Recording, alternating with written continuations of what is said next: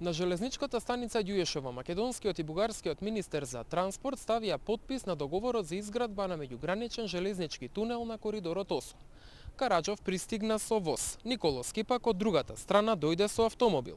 Подписот беше ставен во присуство на бројни представници од Европската Унија, Соединетите Американски држави и НАТО.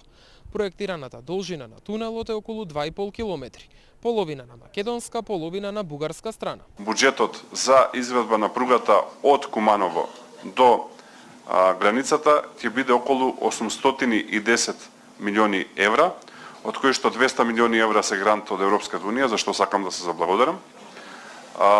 Поделбата е следна: од Куманово до Белјаковце чинеше 79 милиони евра, од Белјаковце до Крива Паланка треба да чини 155 милиони евра, ако останеме во овој буџет.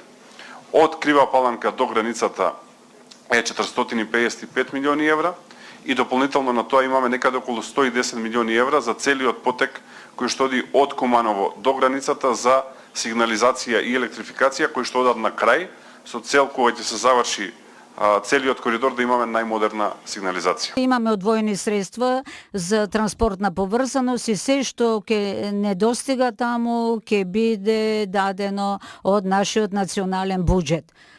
Без да имам прецизна бројка, бидејќи не се завршени сите понуди, над 1,2 милиони евра ќе коштува целата инвестиција. Подпишувањето доаѓа по неколку години недоразбирање меѓу двете страни, а за да се стави подпис на овој документ беше постигнат договор летово во Брисел. Изградбата на железничкиот коридор 8 покрај економското значење за Македонија и регионот, има и безбедносно значење во рамки на НАТО алијансата. На источниот коридор 8 веќе е изградена и пуштена за сообраќај пругата од Куманово до Белјаковце. Делницата од Белјаковце до Крива Паланка е во фаза на изградба, а интензивно се работи на подготовки за третата делница, од Крива Паланка до границата со Република Бугарија.